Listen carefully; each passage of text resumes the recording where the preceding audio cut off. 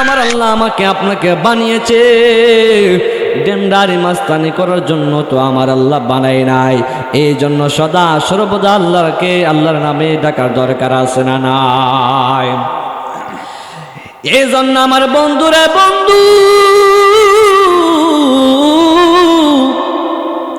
আল্লাহ রাব্বুল আলামিনকে খুশি করতে যাইয়া আমার আল্লাহ আমাকে আপনাকে শুধু মুসিবতে ফালাই নাই, আমার আল্লাহ আমাকে আপনাকে শুধু পরীক্ষায় ফালাই নাই।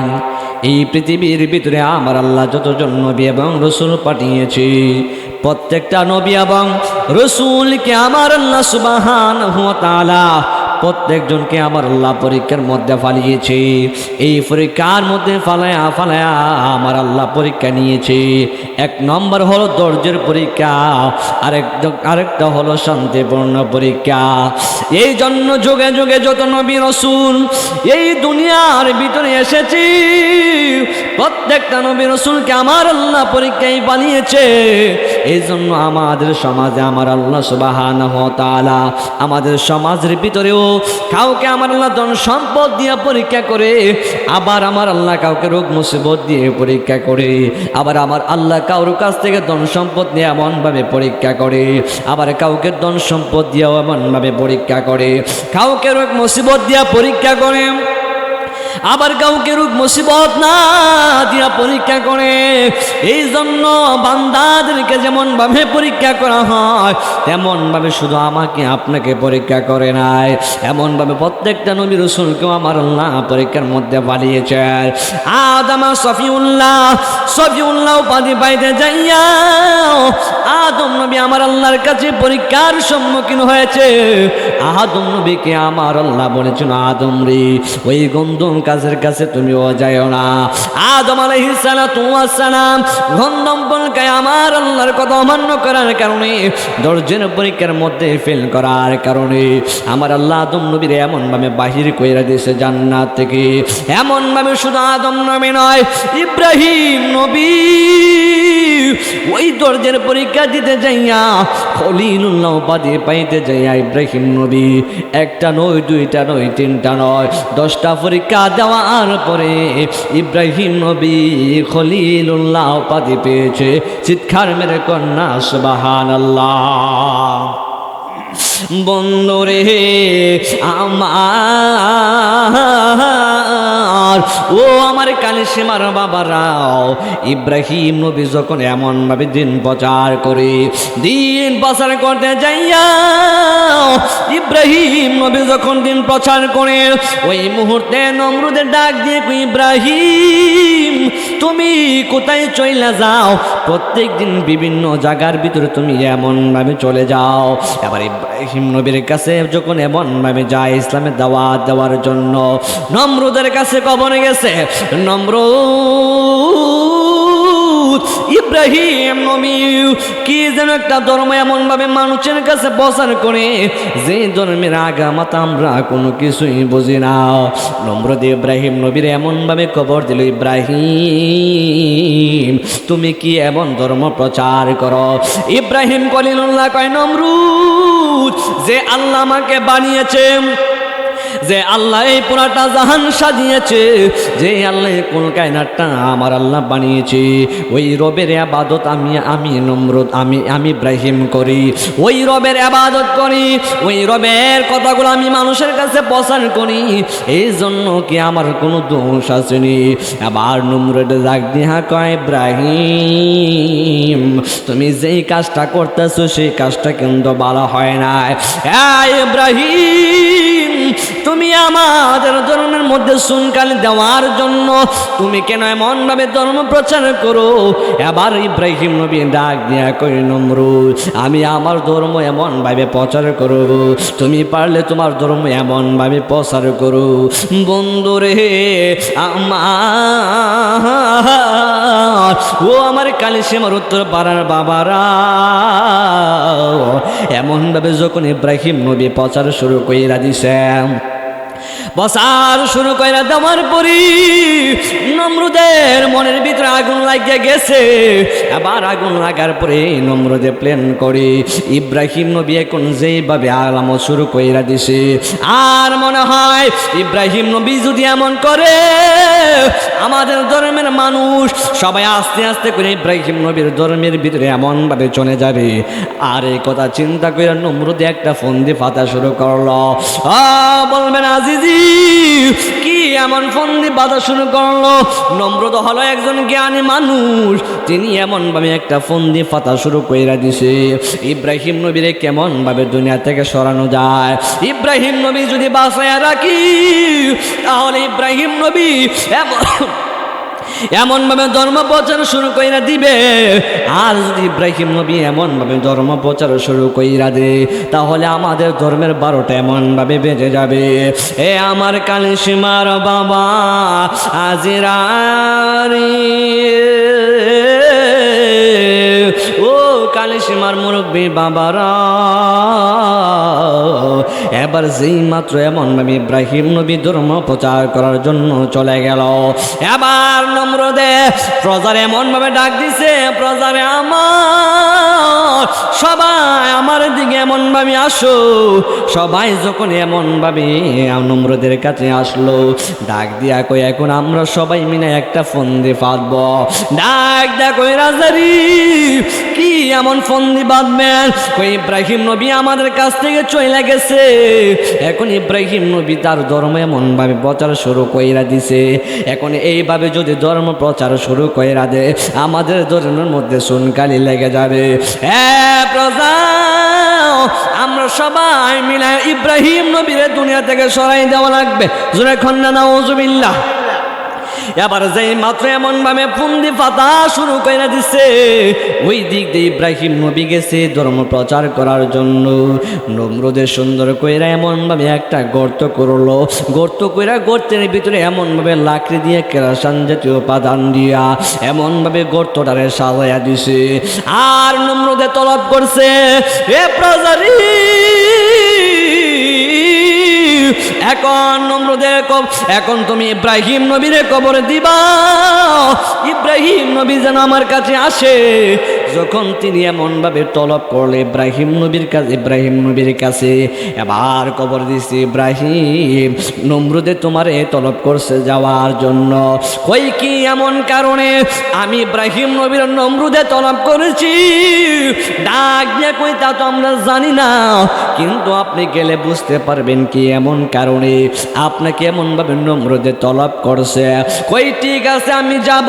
এবার নমরুদের কথা মতো তলব করার সঙ্গে সঙ্গে ইব্রাহিম নবী নমরুদের কাছে যাওয়া শুরু করলো।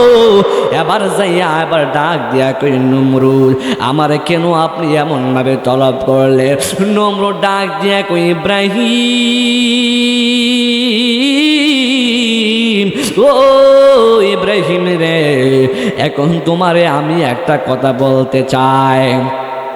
ডাক ডাক নমরুদ কি এমন কথা আমার কাছে বলতে চান?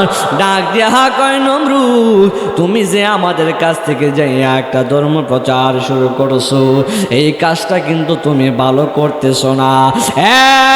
ইব্রাহিম শেষ পর্যন্ত একটা সুযোগ দে, এখন তুমি এই ধর্ম প্রচার না কইরা তুমি আমাদের ধর্মের মধ্যে এমনভাবে চলে আসো। ইব্রাহিম নবী কই আমার প্রয়োজনে মেরে ফেলতে পারবে, এরপরে আমি ইমান দিব না, এরপরে আমি তোমাদের কাছে তোমার ধর্ম আমি পালন করতে পারবো না। কারণ তোমরা যে খোদার ইবাদত করো ওই খোদার কাছে যাইয়া চাইলে কিছু পাওয়া যায় না। তোমরা যে খোদার ইবাদত করো ওই খোদা নিজেও খাইতে পারে না, আরেকজনদের দিতে পারে না, ঠিক না বলো? আবার ডাক দিয়া কই ইব্রাহিম শেষ পর্যন্ত একটা সময় দিছি, এর ভিতরে যদি তুমি না আত্মসমর্পণ করো তাহলে তোমার সামনে খুব খারাপ আছে। ইব্রাহিম নবী ডাক দিয়া কয় নমরুদ প্রয়োজনে আমি মরে মরে যাব, এরপর আমি তোমার কাছে সিলিন্ডার করব না। কারণ যে আল্লাহ আমারে বানিয়েছে ওই আল্লাহ আমাকে দুনিয়া থেকে নিয়ে যাবে। ওই আল্লাহ যদি আমার বাঁচায় রাখে, এই পৃথিবীর কারো কোনো ক্ষমতা নাই কেউ আমার এমনভাবে বাঁচায় রাখার জন্য। আমার ইব্রাহিম নবী এমনভাবে চলে গেল, তলব করছে ইব্রাহিম যাইও না। এবার আস্তে আস্তে কইরা নমরুদে গর্ত কইরা সুন্দর করে সাজাইছে। যদি ইব্রাহিম নবী যদি নমরুদের ধর্মের ভিতরে না আসে, তাহলে ইব্রাহিম নবীরে তারা এমনভাবে দুনিয়া থেকে বিদায় করে দেবে। হে আমার বাবা হাজিরা,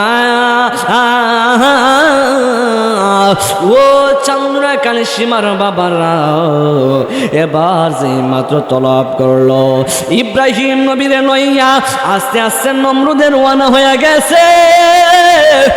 আর যাইয়া সুন্দর কইরা গর্তের মধ্যে যাওয়ার সঙ্গে সঙ্গে ইব্রাহিম নবী হাঁটতে হাঁটতে গর্তের মধ্যে পড়ে গেল। যেই মাত্র গর্তের ভিতরে ইব্রাহিম নবী পড়ে গেছে, আর নমরুদে হাসাহাসি শুরু কইরা দিছে, কন্যা নাউজুবিল্লাহ। এবার যেই মাত্র এমনভাবে হাসাহাসি শুরু কইরা দিল, সঙ্গে সঙ্গে তার প্রজারও এমনভাবে হাসি ঠাট্টা শুরু করেছে। ওই দিক দিয়া নমরুদে আর সঙ্গে সঙ্গে এমনভাবে আগুন লাগাইয়া দিছে। যেই মাত্র আগুন লাগাইয়া দিছে রে, আগুন গর্তের ভিতরে দাও দাও করে জ্বলে। আর ওই দিক দিয়ে ইব্রাহিম নবী গর্তের ভিতরে পড়ে রইল। আগুন দাও দাও করে জ্বলে, আর আগুন দাও দাও করে জ্বলে, আর গর্তের ভিতরে ইব্রাহিম নবী এমন ভাবে আগুনের ভিতরে পইরা আর আল্লাহর ডাক দিয়া কই, আল্লাহ গো, এখন আমি যে জায়গার ভিতরে এমন ভাবে পড়লাম, একমাত্র তুমি আল্লাহ যদি আমার না বাঁচাও, এই পৃথিবীর কারো কোনো ক্ষমতা নাই এই আগুন থেকে আমার বাঁচানোর জন্য। ইব্রাহিম নবী কয়, আল্লাহ আমি তোমার ধর্ম প্রচার করতে যাইয়া আমি তার কাছে এমনভাবে আত্মস্বীকার হইলাম, এখন যদি তুমি আমারে না বাঁচাও তাহলে কারো কোনো ক্ষমতা নেই আমার বাঁচানোর জন্য।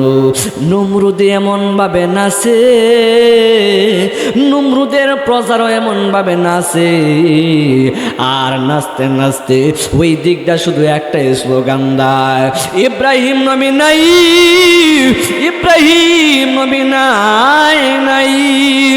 ইব্রাহিম নবীরে দুনিয়া থেকে বিদায় করে দিছি, কিন্তু এমনভাবে হাসি ঠাট্টা করার পরে মস্তি মাস্কি করার পরেও কিছুক্ষণ পরে তাকায়া দেখে ইব্রাহিম নবী আগুনে তা ফুলের বাগান হয়ে গেছে।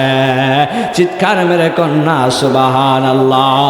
ওরে প্রেম করেছে ইব্রাহিম নবী নমরুদের আগুনে পরে গো, ওরে আগুন হইল ফুল বাগিচা পশম নবীর পুরে না প্রেম তো। নবীর প্রেমিকেরা দিশে হারা মরণের ভয় করে না প্রেম তো মরে না রে। প্রেম করেছে আজব নবী তার সনে রহে মা বিবি গো, ওরে 18 সাল কিরা কাইলো প্রেমে তবু চারলো না প্রেম তো মরে না। বাবা কন্যা নবীর প্রেমিকেরা দিশে হারা মরণের বয় করে না প্রেম তো। বন্ধুরে বন্ধু, নম্র তাকায়া দেখে যে ইব্রাহিম নবীরে গর্তে ফালাইয়া দিছিল, কিন্তু তাকায়া দেখে ইব্রাহিম নবী সেই গর্তের ভিতরের ফলের বাগান। সুবহানাল্লাহ। এমন ভাবে ইব্রাহিম নবীর শরীরের পশম পড়ে না। এবার নমরুদে তিনি এমন ভাবে অবাক হয়ে গেল, এত বড় দাও দাও আগুন করে জ্বলে, কিন্তু ইব্রাহিম নবীর শরীরে পশম পড়ে নাই। আল্লাহ ইব্রাহিম নবীর বাঁচাইয়া দিছে। এবার ইব্রাহিম নবী একটা পরীক্ষার মধ্যে ফালানোর পরে শুধু একমাত্র ধৈর্য ধরছে আমার আল্লাহর উপরে। আল্লাহর উপরে তাওয়াক্কুল থাকার কারণে আমার আল্লাহ এখান থেকে ইব্রাহিম নবীর বাঁচাইয়া দিছে। এবার ইব্রাহিম নবী আগুন থেকে বাইসা ধর্ম আবার সুন্দর করে প্রচার করা শুরু করে দিছে। এবার এমন ভাবে প্রচার শুরু করে দিছে, প্রচার করতে করতে ইব্রাহিম নবী অনেকগুলা মানুষের ধর্মে নিয়ে আসলেন। এবার নমরুদ আবার তলব করছে, সবাই ডাক দিছে প্রচারে আমার সবাই মিলে একটা কাজ করা লাগবে।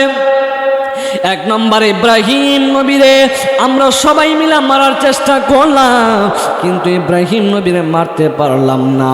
আমরা 2 নম্বর প্ল্যান করতে হবে, ইব্রাহিম রে দুনিয়া থেকে সরাই দেওয়া লাগবে। কারণ ইব্রাহিমে যা করতেছে আমাদের আর দেখতে ভালো লাগে না। এবার যেই মাত্র তিনি এমনভাবে শুনলেন ইব্রাহিম নবীর ধর্মে মানুষ চলে আসতেছে, ওই মুহূর্তে ইব্রাহিম খলিলুল্লাহর এই গুণা দেইকা নমরুদে আবার সুন্দর কইরা একটা ফোন দিয়ে পাচ্ছে ইব্রাহিম নবীর মারা লাগবে। এবার খবর দিছে, এ প্রজা সবাই মিলে আমার কাছে আসো। এবার সবাই মিলে আবার নমরুদের কাছে চলে আসলো। আসার পরে আবার নমরুদের কাছে আসার পর নমরুদ কয় আমরা ইব্রাহিম নবীরে আবার মারার জন্য টার্গেট নেওয়া লাগবে। ডাক দেখ ওই বাদশা, আপনি যেটা হুকুম করবেন আমরা প্রজারা তা করতে রাজি। এবার যেই মাত্র তিনি এই কথা বলল, এবার ইব্রাহিম নবীরে মারার জন্য 2 নম্বর ফন্দি। কয় কি 2 নম্বর ফন্দি? এবার নমরুদের ডাক দিয়া কয় সবাই একটা কাজ করবা, কিছু কিছু কেউ অর্ধেক মানুষ যাইবা জঙ্গলার ভিতরে যাই একটা বাঘ ধরে নিয়ে আসবা। এবার জঙ্গলি বাঘ দইরা আমার কাছে সবাই মিলে নিয়ে আসবা। এবার নিয়ে আসার কথা বলার সঙ্গে সঙ্গে এবার কিছু কিছু প্রজার এমন ভাবে চলে গেল জঙ্গলার ভিতরে। জঙ্গলার ভিতরে যাই যাও, এবার হঠাৎ করে কিছু মানুষ জঙ্গলার ভিতরে গেছে। জঙ্গলার ভিতরে যাইয়া বাঘ শিকার করার জন্য তারা শুরু করে দিছে। এবার যাইতে যাইতে সব জায়গার মধ্যে খোঁজা শুরু করলো, জঙ্গলার ভিতরে কোনো জায়গায় কোনো বাঘ পাইলেন না। হঠাৎ করে একটা বাঘের দেখা বাঘ পাইল। বাঘের দেখা পাওয়ার সঙ্গে সঙ্গে বাঘ শিকার করার জন্য বিভিন্ন যন্ত্রপাতি নিয়ে চলে গেল। এবার বিভিন্ন যন্ত্রপাতি দিয়ে বাঘটারে শিকার করে নিয়ে আসলো। আয়সা ডাক দিয়ে কয় রাজা আমার, ও বাদশাহ, আপনার দেওয়া হুকুম, আপনার দেওয়া আদেশ। ও বাদশাহ, আপনার দেওয়া হুকুম, আমরা জঙ্গলা থেকে একটা জঙ্গলি বাঘ ধরে নিয়ে আসলাম। ওই ঠিক আছে, এখন বাঘটা ধরে নিয়ে আসছো, এখন সবাই মিলে একটা কাঁচা বানানোর ব্যবস্থা করো। ওই কি এমন কাঁচা বানাইতা, এমন একটা কাঁচা বানাইবা যেই কাঁচার ভিতরে বাঘটার এমন ভাবে রাখা যায়। ওই ঠিক আছে, সবাই মিলে একটা কাঁচা বানাইলো। এই কাঁচা বানাইয়া কাঁচার ভিতরে বাঘটার এমন ভাবে রেখে দিল। আর বাঘটারে কাঁচার ভিতরে রাখছি। রাখার পরে একটাই কথা বাদশা ডাক দিয়া বলতেছে, বাঘটারে তোমরা কেউ কোনো খাবার দিবা না। 1 দিন 2 দিন 3 দিন নয়, 7 দিন পর্যন্ত বাঘটারে অনাহারে রাখবা। কারণ বাঘটারে অনাহারে রাখার মধ্যে কারণ আসে না। এবার কাছারের ভিতরে ঢুকাইয়া দিছে। বাঘটারে কাছারের ভিতরে ঢুকাইয়া 3 দিন এমন ভাবে চলে গেল। বাঘের পেটের মধ্যে কোনো খাবার নাই। এবার বাঘটা একটা লাফালাফি শুরু কইরা দিছে। প্রজারা ডাক দেয়া কই, বাদশাহ জংলা থেকে একটা বাঘ ধরে নিয়ে আসলাম, কিন্তু বাঘটা 3 দিন হয়ে গেল, বাঘের পেটের ভিতরে কোনো খাবার দিলেন না। এবার বাদশাহ নমরুদ ডাক দিয়ে কই, প্রজারি আমি কেন খাবার দেই না জানুনি? এর ভিতরে বিশাল বড় একটা কারণ আছে। ডাক দিয়া কই, বাদশাহ কি এমন কারণে আপনি বাঘটারে খাবার দিলেন না? ডাক দিয়ে কই, প্রজারি আমার 7 দিন পর্যন্ত বাঘটারে খাবার না দিয়া বাঘটারে এমন ভাবে উপাস রাখবো, বাঘটারে ক্ষুধার্ত রাখবো, আর বাঘটারে ক্ষুধার্ত রাইকা 7 দিন পর্যন্ত কাছারের ভিতরে ইব্রাহিম নবীর ঢোকাইয়া দিব। আর অনাহারে বাঘটা ইব্রাহিম নবীর দইরা দইরা টুইল্লা টুইল্লা খাইবো, আর আমরা দেখবো। জোরে জোরে কন্যা নাউজুবিল্লাহ। আবার 1 দিন 2 দিন 3 দিন চলে গেছে, 7 দিন চলে যাওয়ার পর কবর দিছে ইব্রাহিম নবীরে, কবর দাও। ইব্রাহিম নবীর কাছে তলব করলো, তলব করছে ইব্রাহিম নবী। বাদশাহ এমন ভাবে আপনারে তলব করছে যাওয়ার জন্য। ডাক দিয়ে কই, প্রজারারি একবার তলব করছে যাইলাম, যাওয়ার পরে আমারে মারার চেষ্টা করলো। এখন আবার নমরুদে কি এমন তলব করছে যার জন্য আমি আবার এমন ভাবে যাইতাম, এখন জানি আবার কি এমন ফন্দি পাচ্ছে। ডাক দিয়ে কই, ইব্রাহিম নবী আমরা তো তেমন কিছু জানি না। এখন বাদশাহ বলছে আপনি যাওয়ার জন্য, এখন আপনি ওই জায়গায় যেতে হবে। ওই ঠিক আছে আমি যাব। এবার এই কথা বলার পরে এবার নমরুদের কথা মতো ইব্রাহিম খলিলুল্লাহ তিনি এমন ভাবে নমরুদের কাছে গেল। নমরুদের কাছে এমন ভাবে যা ডাক দেয়া কই, নমরুদ আমার এর আগে আপনি এমন ভাবে তলব করছে, তলব করে আমার আগুনে ফালায় মারার চেষ্টা করছে। বাদশাহ নমরুদ এখন কি এমন কারণে আপনি আমার তলব করছেন বলেন না? ডাক দিয়া কয়, এখন তোমার শেষ পর্যন্ত একটা সুযোগ দিলা। ডাক দিয়া কই, নমরুদ শেষ পর্যন্ত কি এমন সুযোগ? ডাক দিয়া কই, এখন তোমার শেষ মাত্র একটা সুযোগ দিলাম। এখন যদি তুমি আত্মসমর্পণ না কইরা আমাদের ধর্মের ভিতরে না আসো, তাহলে তোমারে আমরা শেষ পর্যন্ত মেরে ফেলবো। ডাক দিয়া কই, নমরুদ এর আগে আমার এমন ভাবে হুমকি দামকে দিয়েছে, এর আগে মারার জন্য কত সুন্দর করে ফন্দি পেতেছি, কিন্তু আমার আল্লাহ আমারে বাঁচাইয়া দিছে। এরপর আমি আপনার কাছে আত্মসমর্পণ করব না। এবার নমরুদ যখন এই কথা বলল, ডাক দেখো, ইব্রাহিম তোমার ভালোর জন্য আমরা বলতেছি, এখনো সময় আছে, তুমি আমাদের ধর্মে চলে আসো, তোমার এই ধর্মে তুমি বাদ দিয়া দাও। নমরুদ ডাক দিয়ে কই, ইব্রাহিম